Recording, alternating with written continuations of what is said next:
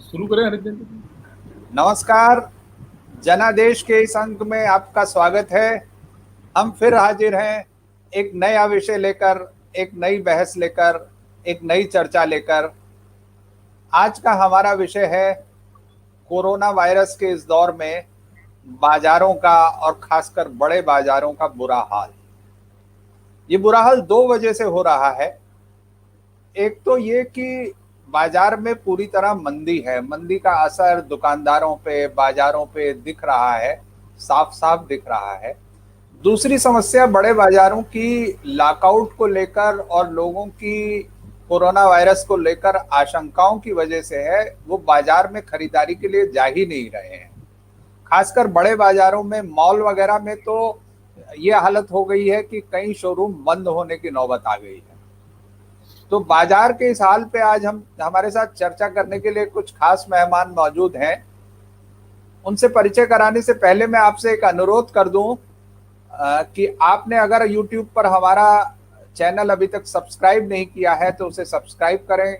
उसके नीचे bell icon लगा है, उसको अगर आप दबा देंगे तो आपको हमारे सारे वीडियो की पूर्व सूचना मिल जाएगी। इसके अलावा फेसबुक पर हमारा पेज है, आप उसे भी लाइक कर सकते हैं।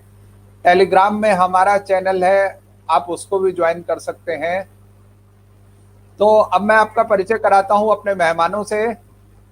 हमारे साथ हैं शंभुनाथ शुक्ल जी, जो वरिष्ठ पत्रकार हैं और अपनी बातों को बेबाकी से रखने के लिए जाने जाते हैं। फेसबुक पर मैंने जिन पत्रकारों को जानता हूं जिनकी लंबी फॉलोइंग है, उनमें से एक शंभुनाथ जी भी हैं। उसके अलावा हमारे साथ राकेश सहाय हैं, जो केरल से जुड़े हुए हैं और वहां के बाजारों के बारे में हमें बताएंगे। हमारे साथ अनिल जजोडिया जी हैं।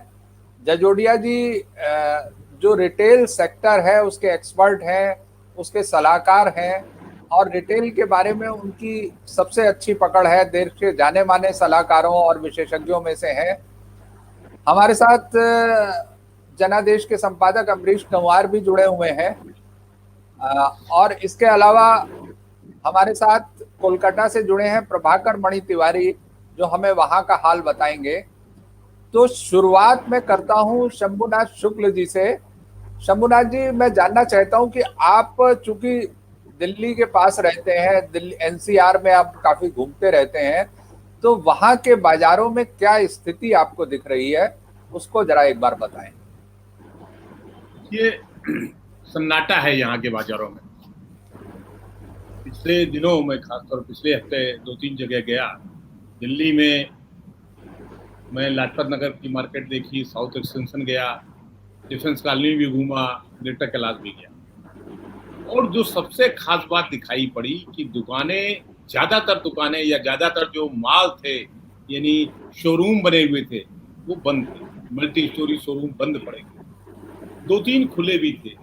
जैसे मैं किसी काम से एक आईफोन एप्पल के शोरूम में जाना था, तो मैंने पाया कि मैं अकेला व्यक्ति आया हूँ, जबकि उन शोरूम्स में भीड़ लगी रहती थी।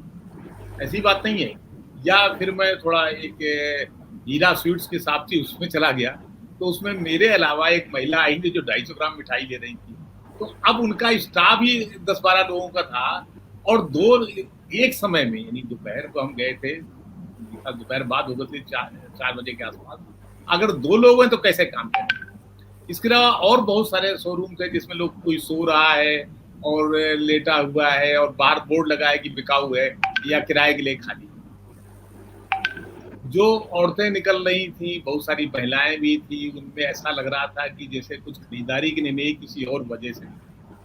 तो मेरे मन में एक झटका सा लगा, क्या भारत की स्थिति वही हो गई है जो सेकेंड वर्ल्ड वार के बाद इंग्लैंड की हो गई थी। जैसा हम लोग पढ़ा करते थे या अभी भी इतिहास किताबों में पढ़ते हैं कि सेकेंड वर्ल्ड वार के बाद इंग्लैंड में महिलाएं भिक्षावृत्ति की तरफ चली गई थी कि पैसा नहीं था।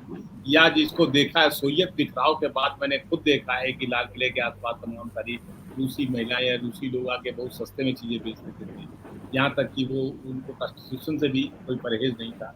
तो ये स्थितियां बनती जा रही हैं। हालांकि भारत जो भारतीय महाद्वीप है, इसमें नैतिक वैल्यू बहुत स्ट्रांग है, इसलिए ये नौबत तो नहीं आएगी। लेकिन हर आदमी बड़ा कंफ्यूज है, क्या करे, लोगों को समझ नहीं आ रहा।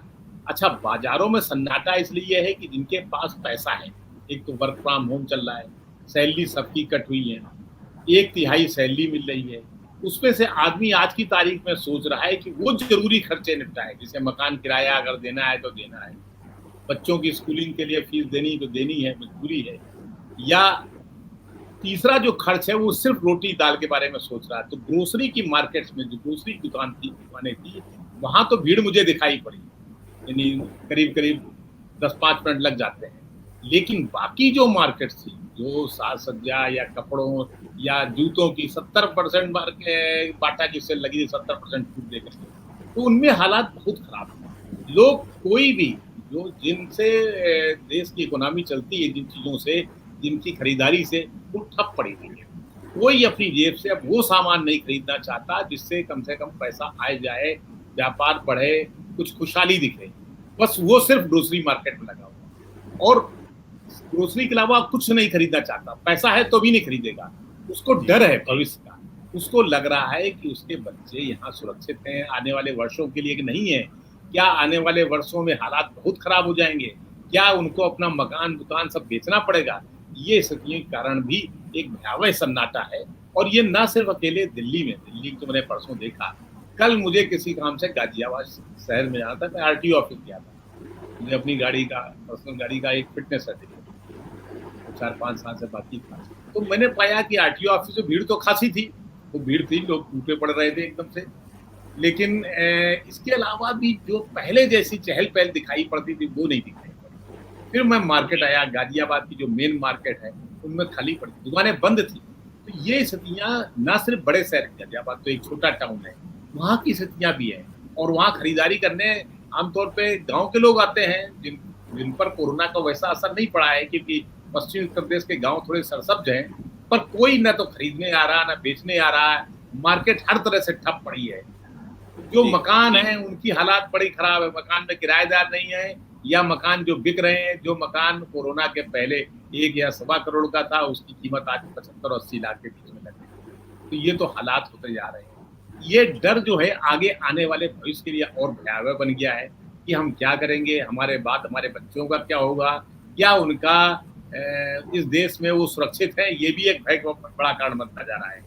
मुसलमानों को ये लग रहा है, मुसलमानों तो पलायन भी शुरू हुआ है, ध्यान रखना चाहिए। तो विदेशों को भाग भी रहे हैं जो पैसे वाले मुसलमान है। जैसे मैं कानपुर के बहुत से लोग जानता हूँ जो चले गए हैं देश छोड़ के, कहीं तो यूरोप चले गए, या किसी न किसी रास्ते से, यूरोप के रास्ते वो सऊदी में जाके, अरब ही है उसमें, दुबई में जाके बसे हैं। तो ये हालत बड़े खतरनाक है। क्या होगा? अब मैं चलूंगा अनिल जजोडिया जी के पास। अभी शंभूनाथ जी ने अपनी बात को अपने अनुभवों के आधार पर रखा, लेकिन एक एक्सपर्ट के तौर पर आप जब रिटेल के बाजार को व्यापक पैमाने पर देखते हैं, तब आपका क्या नजरिया है?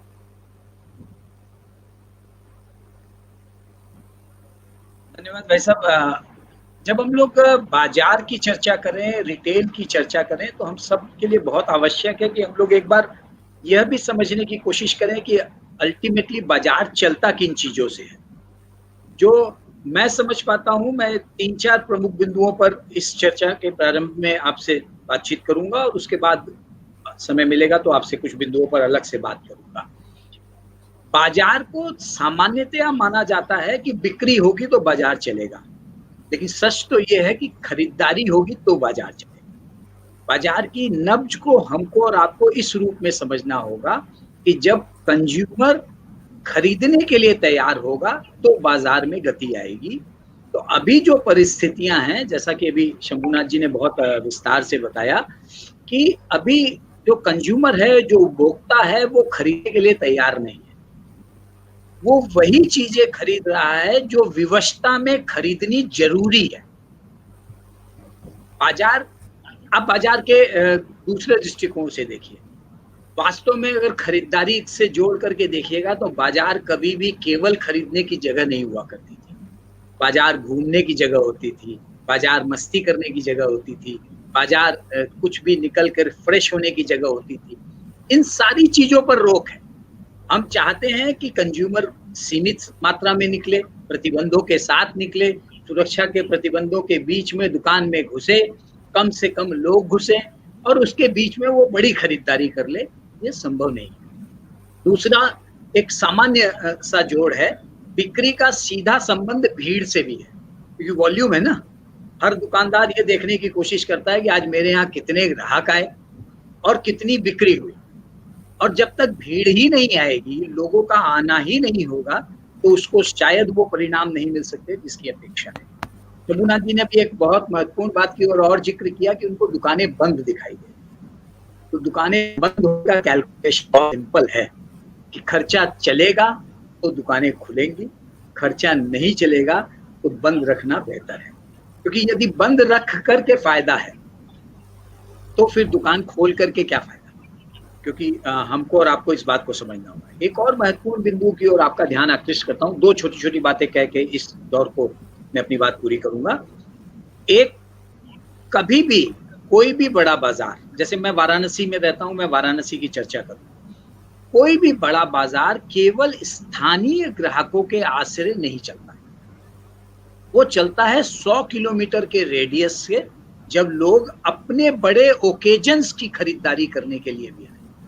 अब जब बड़े ओकेजन्स ही क्रिएट नहीं हो रहे हैं, उत्सव ही नहीं होंगे, 50 लोगों में शादी होगी, 100 लोगों में शादी होगी, प्रतिबंधों के साथ आयोजन होंगे, कोई उत्सव नहीं होगा, तो खरीदारी किस चीज की होगी? हम और आप पिछले 3 महीने में अनलॉक के बाद से अपने आप को देख लें कि क्या हम लोगों ने अपनी जरूरत के अलावा कोई और खरीदारी की है? क्योंकि हम सब लोग अपने जीवन में, रिटेल चलता है हिंदुस्तान में उस कि कोई ना कोई सेलिब्रेशन, घर की पार्टी हो, बाहर की पार्टी हो, उन सेलिब्रेशन में हम रिटेल में उपयोग होने वाले सामान खरीदते हैं, और वो सामान मतलब स्वयं के उपयोग के लिए खरीदते हैं, गिफ्ट के उपयोग के लिए खरीदते हैं। तो वो सारी उत्सव बंद है तो खरीदारी बंद है और बाजार बंद है। मेरा अपना मानना यह है कि बाजार में ये प्रभाव बहुत बड़े रूप में है, और बाजार की चिंताओं को हमको और आपको निश्चित तौर पे समझना जी। मैं चलूंगा राकेश सहाय जी के पास। आप हमें बताएं कि दक्षिण भारत में क्या हाल है, क्योंकि हमने बनारस का सुन लिया, हमने गाजियाबाद का सुन लिया, दिल्ली का सुन लिया, दक्षिण भारत में क्या हाल है?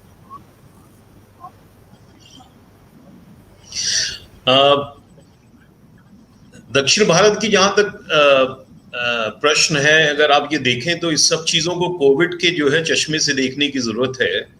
और अभी हमारे साथी लोगों ने जो बताया वो सब कोविड पे जो है आके रुक जाता है। तो यहाँ पे भी जो है वही है, रिस्ट्रिक्शंस हैं, और एक सिटी से दूसरी सिटी जाने के लिए बड़े रिस्ट्रिक्शंस हैं, और स्टेट से स्टेट बड़े रिस्ट्रिक्शंस हैं। तो अनिल जी ने ऐसे बताया कि जब तक जो है मूवमेंट नहीं होगा, सिटी टू सिटी या स्टेट टू स्टेट नहीं होगा, तो इट इज़ वेरी डिफिकल्ट। अभी हमने देखा कि तमाम शादियां जो हुई हैं वो होटल में जो है कन्फाइंड है, 50 लोगों को बुला लिया उन्होंने और शादी करके जो है खत्म हो गया। पूछिए, एक शादी एक ऐसा पर्व है कि जिसमें तमाम तरह की एक्टिविटीज हुआ करती थी, लाखों रुपए जो है लोग खर्चा करते थे, लेकिन वो सब खत्म है। यहाँ बताऊं मैं, कोयम्बतूर में जो है मतलब आलू और बैगन इस तरह जो है लोग यहाँ पे सोना खरीदते हैं साउथ इंडिया में, जब ये मसला होता है कि उनको जो है शादी का करना है। तो और जैसा कि अनिल जी बता रहे थे कि मतलब एक पूरा कुनबा निकलता है, वो पूरा मतलब खरीदेंगे तो 1-2 लोग, लेकिन उसके साथ तमाम लोग जो है आएंगे, और एक तरह से पर्व है वो कि वो जो है खरीद रहे हैं। तो इन सब चीजों को मद्देनजर रखते हुए ये कोविड जो है that is what is actually creating havoc, and unless the Covid goes, ये सब चीजें जो है उठने में बड़ी परेशानी होगी। दूसरी चीज मैं यहाँ कहना चाहता हूँ, शंभुनाथ जी आप कह रहे थे कि इसके बारे में कि ये जो बाजार जो सन्नाटा है, इसका थोड़ा बहुत जो है शोरगुल जो है ये ऑनलाइन लोगों ने खींच लिया है।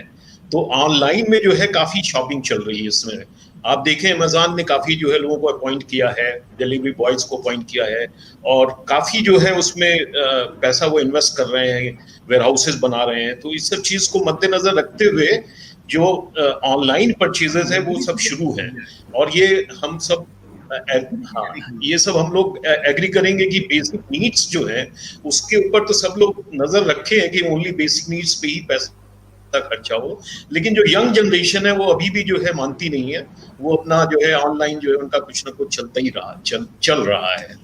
तो ओवरऑल जो है सिचुएशन हरजिंदर जी जो नॉर्थ में है उस हिसाब से साउथ तो वाकई पहले ही से बेसिक नीड्स पे है। यहाँ पे मतलब वो शोबाजी नहीं, जैसे हम लोग नॉर्थ में शोबाजी यहाँ पे बिल्कुल नहीं है। आपको मर्सिडीज से जो है वो पैदल बिना चप्पल के बंदा निकलता हुआ चला आएगा वो, यहाँ पे ये सिचुएशन है कि बहुत साधारण है, लेकिन खरीदते हैं चीजों का ऐसा नहीं है। तो इन सब चीजों को मद्देनजर रखते हुए सारी चीजें जो है, अच्छा बिजनेस का जहां तक सवाल है, ये साउथ एशिया की जो इकोनॉमी है वो इंटर लिंक्ड है, हम लोगों की कोऑपरेशन से चलती रही है। अब आप इस समय अगर देखिए तो बड़ा हम लोगों का जो India is a very major player, और उसमें जो है वो बांग्लादेश से पंगा हो गया। अब आप देखिए कि चाइना से पंगा हो गया है, नेपाल से हो रहा है, उसके बाद पाकिस्तान से हो रहा है। तो ये सारी जो कंट्रीज थी आपस में, इनसे जो हम लोगों का एक्सपोर्ट और इंपोर्ट होता था वो सब बिजनेस ठप पड़ा हुआ है। तो इन टोटलिटी जो है बहुत सी चीजें हैं जो बिजनेस को इम्पैक्ट करके रखी हुई हैं। आपको बड़ा जान के आश्चर्य होगा कि यहाँ बहुत सारे होटल्स में जो स्विमिंग पूल थे उन्होंने मछलियां पालना शुरू कर दिया उसमें फिश फार्मिंग कर रहे हैं लोग उसके अंदर। हाउ टू सर्वाइव मतलब, और जो है विद द इंस्ट्रक्शंस कि भाई ये सब डिस्टेंसिंग है, ये है वो है, उसके चक्कर में उन्होंने कहा भाई जो है ये साउथ इंडिया में फिश का कंजम्पशन बहुत है, तो वहां पे फिश फार्मिंग शुरू कर दी उन्होंने। और इसी तरह से जो बड़ी बड़ी जो मॉल्स हैं उसमें जो है मतलब लोगों ने जो है धीरे धीरे जो है कट डाउन, मतलब लोगों ने जो है सरेंडर कर दिया कि साहब हम नहीं चला सकते इसको। तो अब वहां वो सिचुएशन आ गई कि उन्होंने जो है धीरे धीरे उसको उठाना शुरू कर दिया है। ऑफिस के लिए स्पेस जो है मतलब ready to work, like work from home type का जो है उन्होंने शुरू किया है कि हम लोग बसेस भेज रहे हैं। साउथ थोड़ा सा ऑर्गेनाइज्ड है, तो उसको जो है उन्होंने बोला कि हम आपके घर से जो है लोगों को उठा के ले जाएंगे और आपको जो है वो सोशल डिस्टेंसिंग के हिसाब से हम जगह दे रहे हैं, यहाँ पे ये कंप्यूटर है, ये टेबल है और ये सब है। तो इस तरह से जो है बहुत से डिवर्सिफाइड बिजनेस मॉड्यूल्स निकल रहे हैं जो हम और आप कभी सोच नहीं सकते थे कि इस तरह चीजें निकल के आगे आ जाएंगी। और ये एक थ्रेट है और एक ये बहुत बड़ी अपॉर्चुनिटी भी जो है इंडिया के लिए तो बहुत बड़ी अपॉर्चुनिटी, क्योंकि बॉर्डर्स पे हम लोग बिजनेस कर नहीं रहे हैं और बहुत सारी चीजें हम लोग डेवलप कर रहे हैं। तो ये एक बहुत ही डिफिकल्ट फेज है, लेकिन मैं समझता हूँ कि एक बार जो है वैक्सीन आ गई और कोविड थोड़ा खत्म हुआ तो उस केस में जो है बाई फरवरी और मार्च will be again, but it will not be the economy bounce back, it will be almost U, जहां तक मुझे लगता है हरजिंदर जी। अब चलते हैं हम लोग कोलकाता का हाल जानने के लिए प्रभाकर मणि तिवारी जी के पास। तो आप बताइए प्रभाकर जी, कैसा हाल है आपके Kolkata, West Bengal, North East, इन सब जगहों का क्या हाल है? मुझे लग रहा है प्रभाकर जी की आवाज नहीं आ रही है, आपका माइक म्यूट है। हाँ बोलिए। देश के बाकी जगहों पे जो स्थिति है, कोलकाता की स्थिति भी अलग नहीं है। और कोलकाता को शुरू से ही माना जाता है कि ये सबसे सस्ती जगह है महानगरों में, और यहाँ 10 रुपए रोज में भी पेट भर सकता है, आप लाख रुपए का भी खाना खा सकते हैं। तो इस लिहाज से कलकत्ता शुरू से ही अमीर गरीब हर तबके की पसंद रहा है। लेकिन अब हालत ये हो गई है कि वो 10 रुपए भी लोग कमा नहीं पा रहे हैं। तो ऐसे में मॉल की हालत बहुत बुरी है। यहाँ दर्जन भर से ज़्यादा मॉल हैं, बड़े मॉल। जब अनलॉक 1 में मॉल खुलने शुरू हुए थे तब लोगों की भीड़ जुटी थी, लेकिन वो ये लोग थे जो घर में बैठे बैठे ऊब गए थे। वो घूमने के लिहाज से मॉल पहुंचे, लेकिन खरीदारी बढ़ी नहीं और आज तक नहीं बढ़ी। बीते 2 महीने से मॉल खाली हैं, दुकानें बंद हैं, जो खुली भी है वहाँ ग्राहक नहीं जा रहे हैं। और मालिकों का कहना है कि भाई हमने सुरक्षा प्रोटोकॉल पे इतना खर्च किया, सिक्योरिटी रखी और सैनिटाइजर रखा और कहीं गेट लगाए हैं सैनिटाइजिंग, लेकिन हमारा तो खर्च नहीं निकल पा रहा है, सैलरी नहीं दे पा रहे हैं स्टाफ को। और लोगों के पास जब पैसे नहीं है, सैलरी घट रही हैं, नौकरियां जा रही हैं, तो लोग आएंगे कहाँ ब्रांडेड कपड़े खरीदने के लिए मॉल्स में।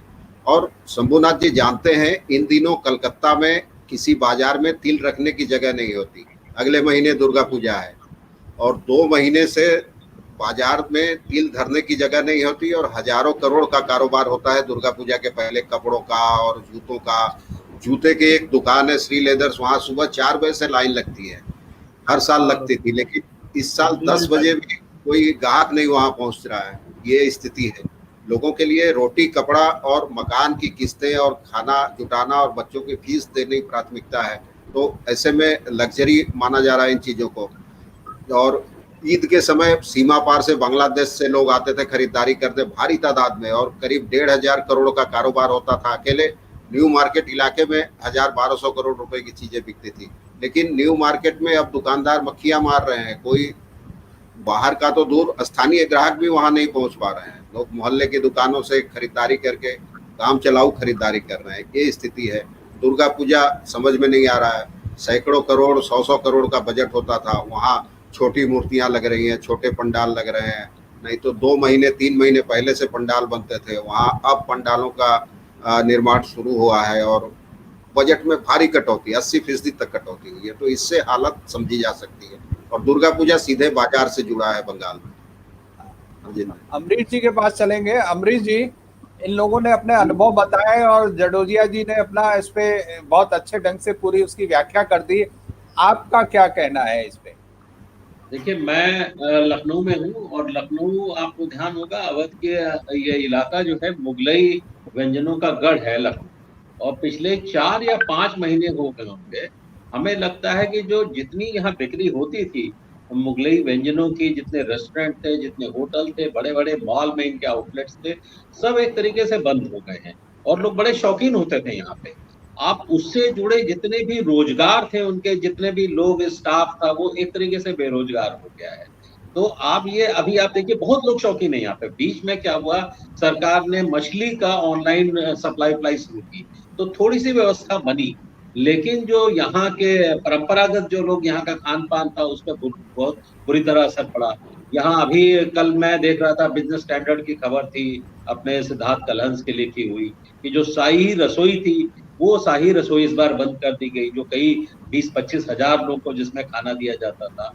तो लखनऊ का मार्केट, लखनऊ के मॉल, अब वहां पे लोग जा नहीं रहे हैं, डर रहे हैं। डर तो है भी।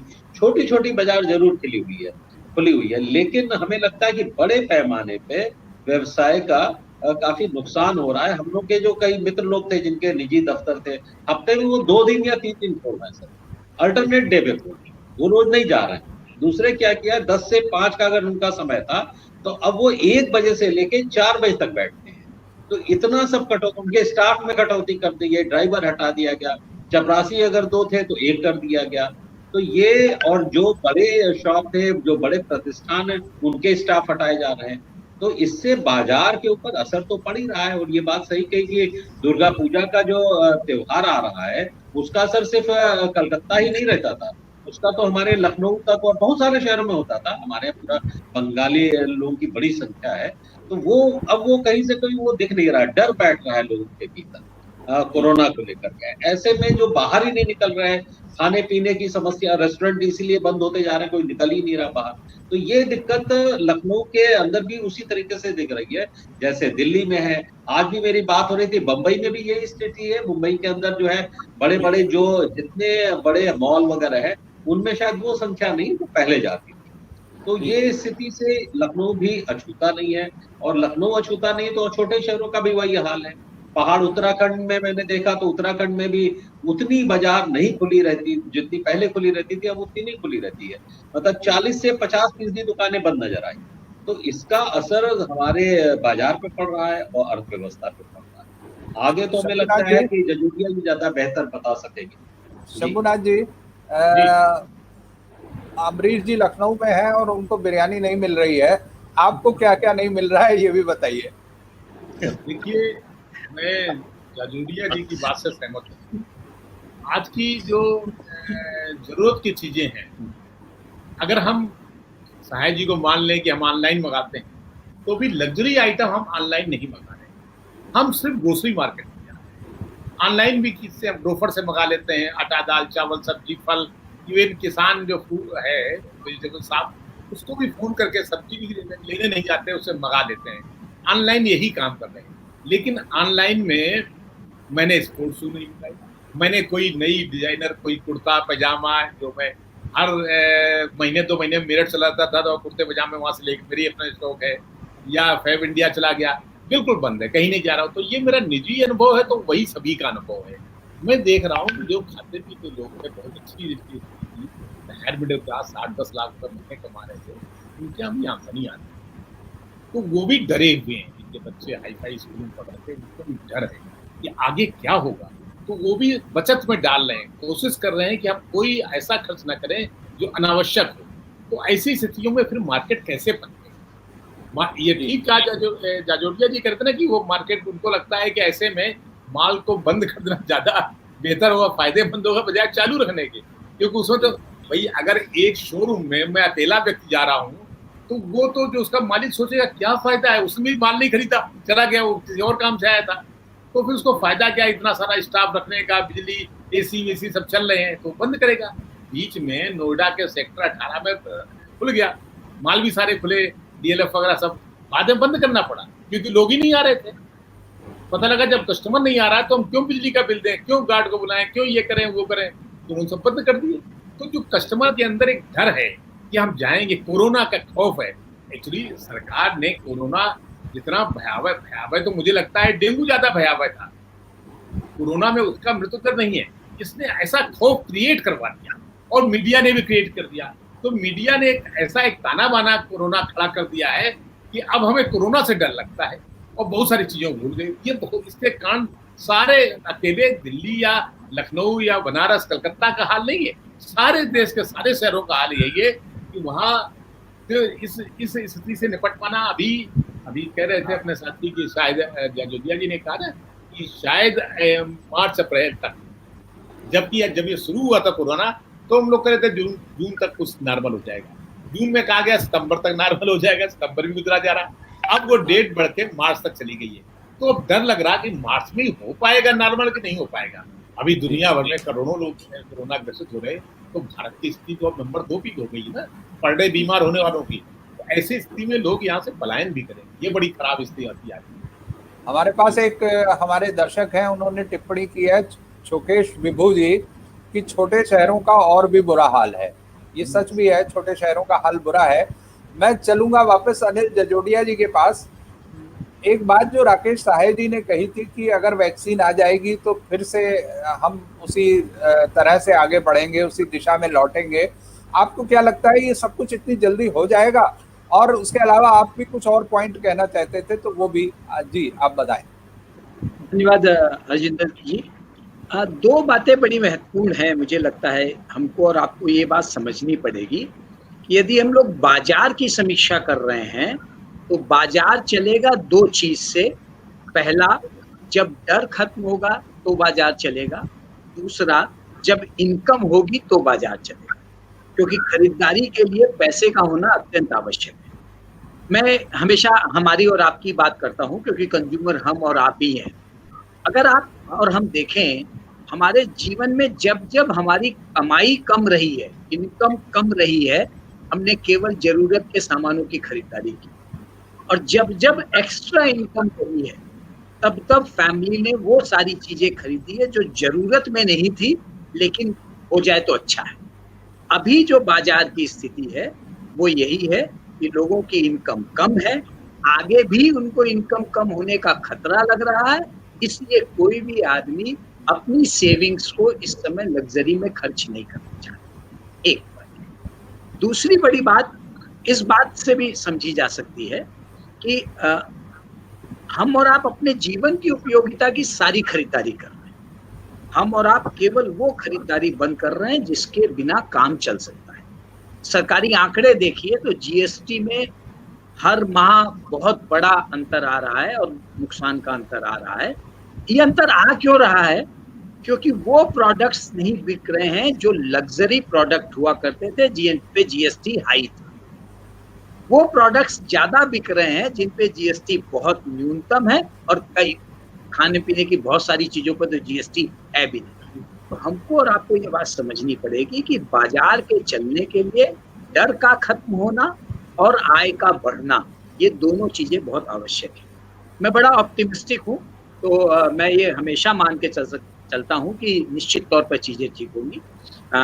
मैं एक छोटा सा उदाहरण केवल जिक्र करता हूं, अगर आप याद करें तो 2008 में 14 सितंबर 2008 को लेहमन ब्रदर्स बैंक फ्लॉप कर गया, पूरे वर्ल्ड की इकोनॉमी ध्वस्त हो गई और न जाने कितने बैंक, कितने बड़े प्रतिष्ठान और कितने आर्थिक स्रोत जो थे वो बंद हो गए थे। उसके बावजूद केवल 10 साल का एक पीरियड ऐसा था कि 2018 में किसी को 2008 की घटना याद भी नहीं थी। तो यू शेप जरूर होगा, मैं राकेश जी की बात से सहमत हूँ, लेकिन ये भी विश्वास मानिए कि ये यू शेप वी के आसपास ही होगा, और जब डर और इनकम दो तरफ से आदमी सुरक्षित महसूस करेगा तो निश्चित तौर पर आगे चीजें बहुत तेजी से बढ़ेंगी। जी, अब समय हमारा खत्म हो रहा है, तो हम अंतिम टिप्पणी के लिए चलेंगे अमरीश जी के पास। अमरीश जी, आपको क्या उम्मीद बन रही है? देखिए, ये सितंबर है, अक्टूबर नवंबर के बाद से पर्यटन का बहुत बड़ा सीजन शुरू होता है देश भर में। खास करके आप चाहे कोस्टल एरिया को लें या पहाड़ के एरिया, हम लोग के यहाँ तो बंगाली सीजन बाकायदा कहलाता है, उत्तराखंड से लेकर के हिमाचल वगैरह में। और लेकिन स्थिति अभी क्या है कि होटल की बुकिंग अब धीरे धीरे वहां पे शुरुआत हुई है, क्योंकि बहुत सारे रिस्ट्रिक्शन थे। अब शायद अनलॉक 4 के बाद कुछ और उठाए जा रहे हैं। गोवा के भी अब काफी ज्यादा विज्ञापन आ रहे हैं, क्योंकि ये वो दौर होता है जबकि पर्यटन निकलता है घर से और दूर दराज पे जाना जाता है। अभी मैं जब बाहर निकला तो कई मित्र थे, बहुत 6 महीने से बंद थे घरों में, उन्होंने कहा हम लोग भी निकलना चाहेंगे। तो उत्तराखंड में थोड़ा सा रिस्ट्रिक्शन था जिसकी वजह से मुश्किल हो रही थी, लेकिन बाकी राज्य धीरे धीरे खुल रहे हैं। आज मैंने पढ़ा कि उत्तराखंड जाने के लिए उत्तर प्रदेश से भी बस सेवा शुरू कर दी गई है। तो पर्यटन उद्योग अगर थोड़ा सा भी बढ़ा और होटल वगैरह खुले तो हमें लगता है ये डर वाला जो माहौल है ये थोड़ा कम हो जाएगा, और अगर डर कम होता है तो बाजार कुछ ना कुछ तो आगे बढ़ेगा ही, हमें ऐसा लगता है। शंभू जी शायद कुछ कह रहे थे। मैं उसी संदर्भ में कह रहा था, जब ये अभी डर है, और अभी पहले ये कहा गया था कि भाई 2-3 महीने में टीका आ जाएगा, कुछ हो जाएगा, ना तो अभी दवा है, ना कोई ऐसे टीका आया है। तो बाजार अब मार्च अप्रैल तक ही लग रहा है कि जब तक हमारा टूरिज्म अभी डेवलप हो पाएगा, कि मार्च के पहले तो लग नहीं रहा। क्या दिसंबर में लोग निकलेंगे? दिसंबर की बुकिंग अभी शुरू आती थी। हिंदुस्तान में सबसे बड़ी घुमक्कड़ कौम है बंगाली, जो दुर्गा पूजा के कुछ पहले सितंबर के सेकेंड वीक से शुरू हो जाता, सितंबर से शुरू होता था उनका निकलना, वो बिल्कुल ठप पड़ा हुआ है। गुजराती, महाराष्ट्रियन, मद्रासी, वो सब बंद पड़े, कोई नहीं निकल रहा इस वक्त। मैं खुद भी, मुझे भी मैं सोचता था कि जाड़े में तो जाया करता, हर साल अपना साउथ चला जाएगा, लेकिन अब ये डर लगता है कि हम साउथ जा पाएंगे, शायद मुश्किल। तो ये जब मुश्किल अभी दिखाई पड़ रहा और नवंबर दिसंबर ज़्यादा दूर नहीं है, तो मुझे लगता है अभी इसमें लग जाएगा एक लंबा समय। और जैसा जादोदिया जी कह रहे थे कि यू शेप, यू टर्न लेगी चीज़ें, लेकिन कितना हो पाएगा ये 2008 जैसा हाल नहीं है। 2020 का जो हाल है वो शायद न भूतो न भविष्य की। कम से कम मेरी 65 साल की उम्र हो गई भाई, मैंने तो नहीं देखा इसके पहले ऐसा। हमारे पहले कभी रहा हो तो पता नहीं, लेकिन इतिहास में भी हम नहीं पाते कि इस तरह का क्वारंटाइन हुआ। 1900 में हुआ था, प्लेग फैला था 1900 में पहली बार हिंदुस्तान में, तो कानपुर क्वारंटीन हो गया था, लेकिन वो बहुत कम समय था, 1 महीने का। ये तो 6 महीने से क्वारंटीन पड़े हुए हैं, तो अभी बहुत लंबा समय लगता है। जी राकेश जी कुछ कह रहे हैं, जरा क्विक टिप्पणी एक जल्दी से कीजिए। जी बताइए। हाँ, मैं शंभूनाथ जी को इनवाइट करना चाहता हूँ कि दक्षिण में आप आए, मैं यहाँ हूँ, आप चिंता न करें। दूसरा मैं ये कह रहा था अनिल जी को कि जो बिजनेस कॉन्फिडेंस इंडेक्स है वो जो है last quarter, the first quarter of this year, if you see, it is 40.66% vis-a-vis 75% last quarter. तो अगर ये कॉन्फिडेंस इंडेक्स अगर आप देखें तो बहुत ज्यादा नीचे नहीं गिरा है अभी, तो we should be hopeful and I hope everything should be fine. जी बिल्कुल अजेंद्र जी। और जो बात कह रहे हैं आप कि जो सब लोग कह रहे हैं कि डर के आगे जीत है, तो ये डर कब खत्म होगा, कैसे खत्म होगा, अभी यही सबसे बड़ा प्रश्न है। इस प्रश्न के साथ ही, इस प्रश्न चिन्ह के साथ ही हम आज की बातचीत, आज की वार्ता खत्म कर रहे हैं। कल हम फिर हाजिर होंगे एक नया विषय लेकर, एक नई चर्चा लेकर, एक नई बहस लेकर। तब तक के लिए धन्यवाद।